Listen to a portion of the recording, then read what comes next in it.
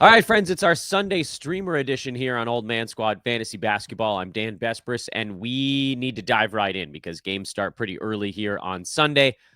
I'm trying this PDF thing again. We'll see if that makes any difference. I don't know. It is what it is, what it is. I'm doing my best. Maybe I could zoom in a tiny bit and that would make it better. But you know what? We're where we're at. This is a playoff streaming guide episode for Sunday, March 9th and Monday, March 10th. Please do follow on Twitter at Dan Besbris. Old Man Squad is the handle on Blue Sky. Old Man Squad Fantasy is the handle on Instagram. And take a minute here as you're settling in because Lord knows you enjoy these? Question mark.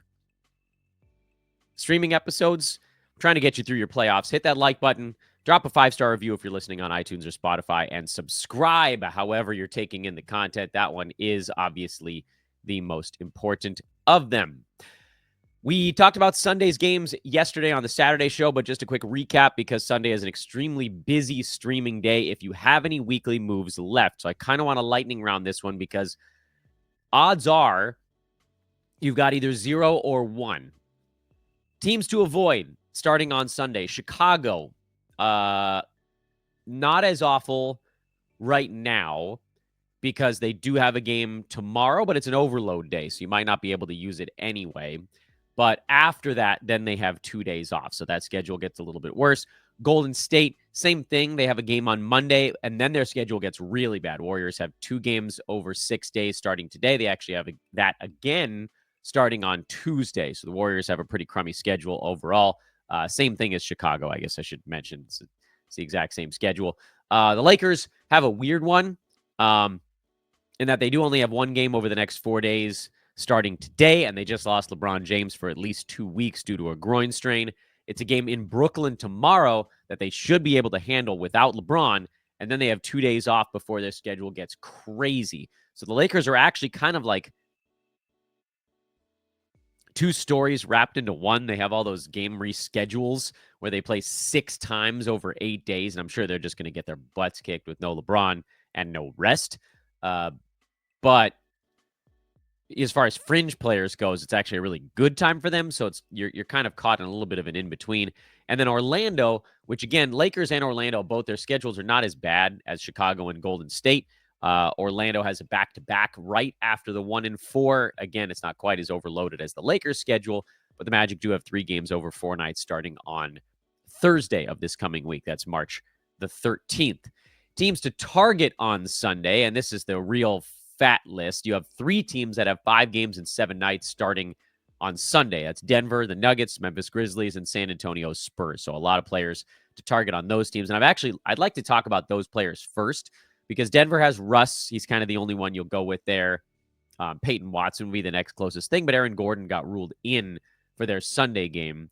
So the streamers are not all that great. Memphis is the team I think I would hunt. Brandon Clark, he's been playing really well with Jaren Jackson out.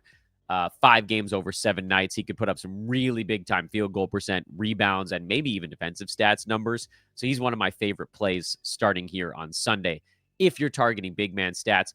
Zach Edey also, he's more heavily rostered than Clark is there, so probably can't use him in as many leagues, but certainly go check your waiver wire to see if he got dropped by somebody.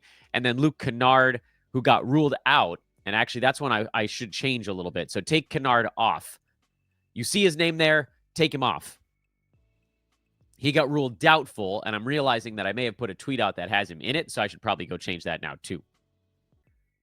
Not that Scottie Pippen Jr. is going to put up big numbers, because if Ja Morant plays, then it's going to be more of like a 20 to 24 minute backup role. But you could probably get 4 to 5 assists and somewhere between 1 and 2 steals per game out of Scottie Pippen Jr. over that stretch. I don't think I would go much beyond those guys to someone like a Vince Williams. But again, 5 and 7 days, you throw him in the mix, that he'd get you a few points and a few rebounds. There's, the fringe level guys in Memphis are sort of semi on the table there. And then San Antonio's the other one. Julian Champagnie, if you need free throw percent and steals. Keldon Johnson for points and boards. Jeremy Sohan for boards, assists, and steals. And Bismack Biyombo for boards, blocks, and field goal percent. If we go back to the rest of the teams on Sunday, where if you have to dig a little deeper, I would look at teams that have the back-to-back going into Monday. That would be Dallas, Oklahoma City, Philadelphia, and Portland. Those teams, again, play Sunday to finish this week and then start next week with a game as well, which is a nice sort of bump to be able to get. Although you could argue with the overload day, it sort of doesn't matter. Like the Clippers are good. Phoenix is solid. Utah's solid. They all have these back-to-backs. So I guess the rest of these teams, it's kind of whatever. I guess it's all about basically the same. For Dallas, I'm assuming Max Christie, Najee Marshall, and Klay Thompson are all rostered right now, but they would certainly be at the top of the board. Spencer Dinwiddie is a solid stream if you need points and assists. For the Clippers, Kris Dunn, one of my favorites if you need boards, assists, and a lot of steals. That's the key point there. Bogdan Bogdanovic, threes and points. This is all because Norman Powell's out for the entire week. Amir Coffey, points and free throw percent. That one's much more fringy. Oklahoma City, Aaron Wiggins is an excellent stream. He's largely been picked up lately because he's been scoring a lot, especially in that game where everybody sat. He put up a huge line. He's a points and efficiency guy. Cason Wallace, if you need 1 to 2 steals, but I wouldn't count on him for much else. Philadelphia, the big men are the guys you could stream. Andre Drummond, boards, steals, and blocks. Gershon Yabusele, some threes and a couple of rebounds. He's a little bit more of a medium floor, low ceiling kind of choice. For Phoenix, sounds like they have their main guys in. So Nick Richards, who's way over rostered, you probably can't get him, which fine. We'll be fine without him.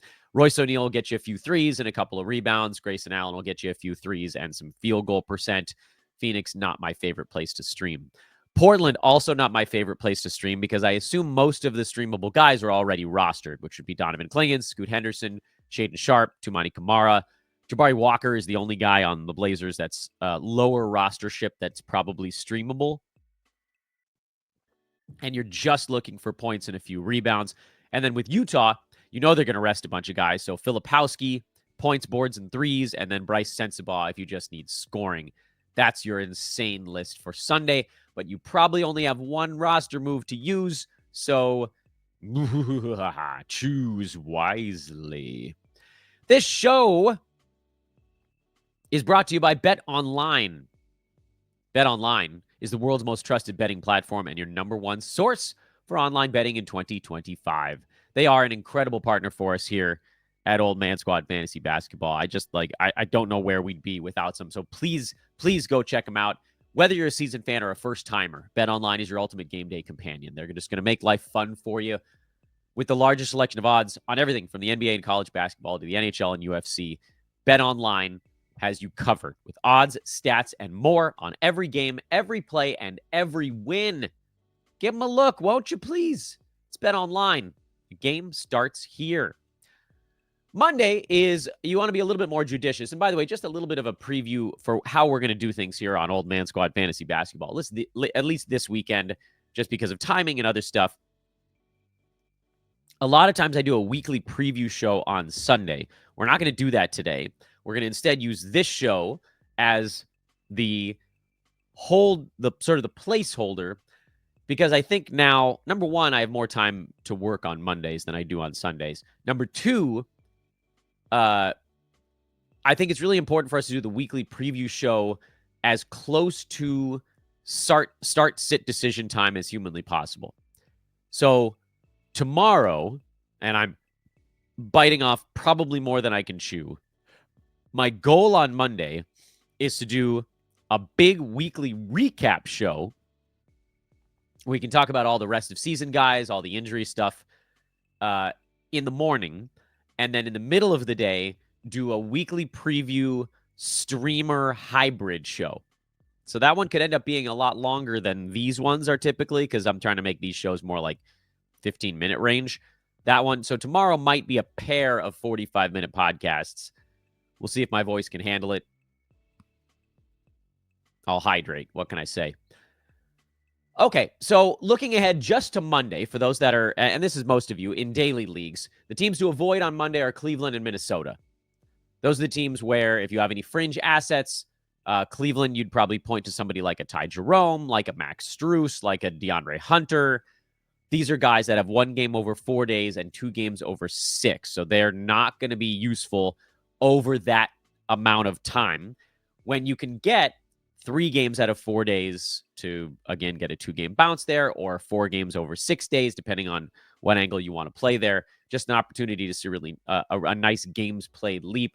And it's the same story for Minnesota. They have the same schedule as Cleveland. They have a flip-flopped schedule on when the first game is. And then Minnesota's schedule gets better quicker than the Cavs does. Cleveland has a 3-game week. Minnesota has a 3-game week, but Minnesota starts next week with a game immediately, which the Cavs do not. I don't know that makes any difference. Certainly, if you have a Cavalier, you could also choose to punt on your Cavalier player on Wednesday when they have a 1-4, but with 2 days off before that first game. Right now, Cleveland does not play on Monday, but they do play on Tuesday. Minnesota is off Monday and Tuesday. So that one, I think, is a little bit more pressing. If you're going to unload a player, a Timberwolf fringe guy would be the one. So who the hell on that team even classifies as fringe level? Nickeil Alexander-Walker is fringe level. I don't know why you'd have him right now anyway. Mike Conley is fringe level. I don't know why you would have him anyway. That's kind of it. There are more fringe level guys on the Cavs than there are on the Timberwolves. Luckily, if you're thinking, I don't have that many guys I want to drop on Monday, the good news is there aren't that many teams to target on Monday either. There's one clear victor when it comes to who to target, and that's the Brooklyn Nets. They have a 5-game week. They play Monday, Tuesday, Thursday, Saturday, Sunday, which is kind of what you have to if you're going to have a 5-game week, which is great for the fringe guys. It's not so great for the big name dudes because they're likely to get a few games off. So, someone like a Cam Thomas is probably only going to play 3 games out of those 5. Cam Johnson, 3, maybe 4 out of those 5, because they got a few kind of big name, big ticket games mixed in there. Nick Claxton, I don't think he's going to play all 5, although he's been less prone to rest days than the other dudes. D'Angelo Russell, he's not going to play all 5. What that means is you do end up with a nice little list of fringe guys, maybe 3 of them that I think you could trust for the full 5, to have 3, maybe 4 good ones, 1 or 2 bad ones, and you push them all together and you end up with a pretty good week. My second favorite schedule on Monday belongs to the Washington Wizards. They go back-to-back Monday, Tuesday. They also play Thursday and Saturday. So you could hold a Wizard basically through the week. You probably want to punt on Washington on Sunday because that's when they end up with 1 game over 5 days. Longest you'd want to hold a Wizard would be all the way through the following Monday. That'd be 5 games over 8 days. And then they're off for 3 days before a really heavy scheduling stretch for the Wizards starting on March 21st. I don't know if your league even goes that far, but if it does, they go 5 times in 7 days, 6 out of 9, 7 out of 11, and 9 out of 14, which is a lot of basketball games. That's almost Lakers level. But again, that's not for a week and a half from right now. So we don't want to get too far ahead of ourselves.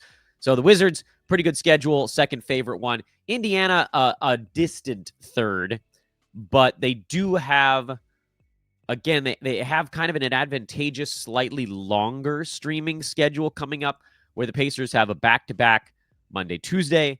They have a back-to-back Friday, Saturday after 2 days off. And that Friday, Saturday back-to-back is actually the beginning of a 5 games in 7 days stretch. And actually a lot like the Washington Wizards, that rolls into a 9 in 14 for Indiana that starts on Friday of this week. So if you add in the back-to-back Monday, Tuesday over 4 days, that becomes 11 games over 18 days. That's a long, long, long stream. But it does, like if you wanted to go Indiana, you don't have to abandon ship on Wednesday, even though their schedule is not on paper quite as good as Washington or Brooklyn. What players should you look at on these teams? The 3 guys that I trust on Brooklyn to aggregate, to snowball enough stats would be Day'Ron Sharpe, because he's actually been fringe top 100 even as the backup.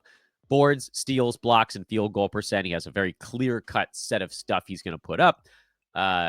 If he does get a start or 2 during these 5 days, even better.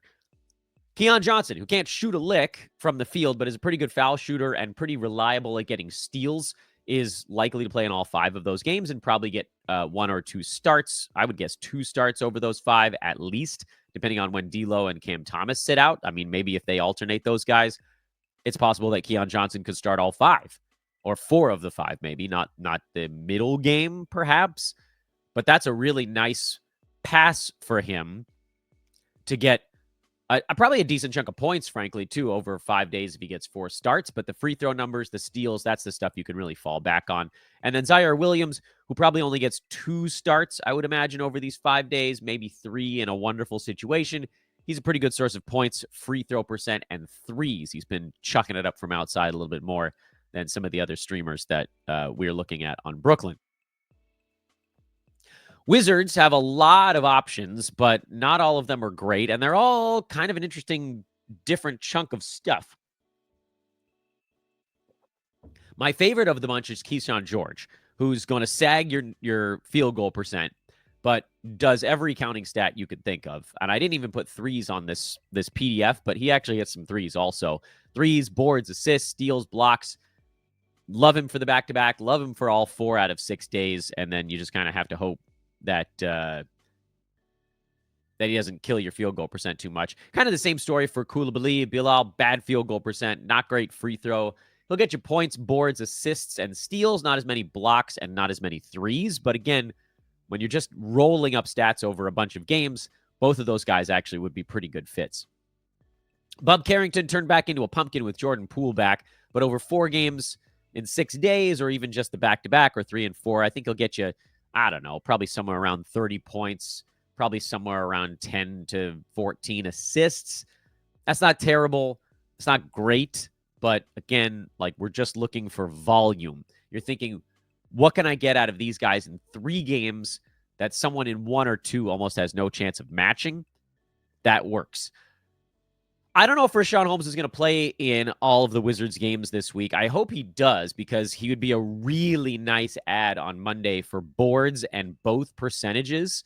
And he will fall into a steal or a block every once in a while. So again, if I knew more about whether he was going to play in the back-to-back, and maybe not the safest guy to pick up a day in advance for those of you that are doing fab budget right now, or, your pickups are for the following day, Holmes is a little riskier because of a possible day off in there. But if we find out, say tomorrow for you day of people, that he's going to play in the back-to-back and he's just going to play when he's healthy, I actually would bump him up to one of my favorites for this scheduling spell, because you know me, I love to attack the percentages. I think teams ignore them in the playoffs because they're just going for max volume, and Rashawn's a guy that can actually give you a little bit of a kick in both. Alex Sarr is not on many waiver wires, but I put him on here as a source of points, boards, and blocks. And then Corey Kispert is your crapper option on Washington. But again, if you need threes, he'll probably hit you about 7 over the 3 games in 4 days. Indiana has some choices, but they might be rostered already. Benedict Mathurin just came back from being injured for a while, and he put up 30, so everyone's going to pick him up immediately. And frankly, you might not be able to wait until Monday. Someone's just going to go get him. Andrew Nembhard is floating around on a few waiver wires with Tyrese Halliburton out. He's an incredible source of points, assists, and steals. Mathurin, by the way, for points and free throw percent, mostly with a smattering of rebounds. And then Aaron Nesmith is probably the most likely to be on your waiver wire if you're looking at Indiana players, although, again, it's possible that none of these guys is on your wire. Nesmith is getting points and both percentages right now, and you hope that, again, over a good scheduling stretch, he will get you a couple of steals. I don't know that you can necessarily game plan for it, but you can hope for it, and it might help you a little bit later on in the week.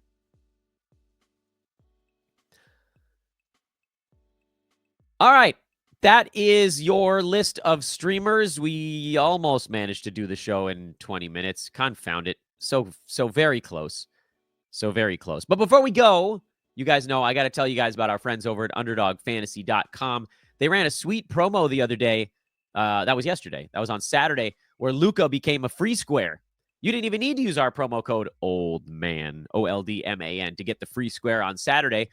We used a Luka free square on Saturday. I did a Dennis Schroeder PRA over, and he hit it. It was great. We won again. That's 3 wins in a row on Underdog right now. I've now blown past my starting point, and I just keep thinking, man, what if I hadn't kind of gone a little bit big for myself on my first couple of plays? We'd be up a pretty good chunk right now. And I'm going to treat Underdog Fantasy, by the way. Again, that's promo code OLDMAN to unlock a free square promo. And up to $1,000 in deposit match bonus cash at a 50% clip.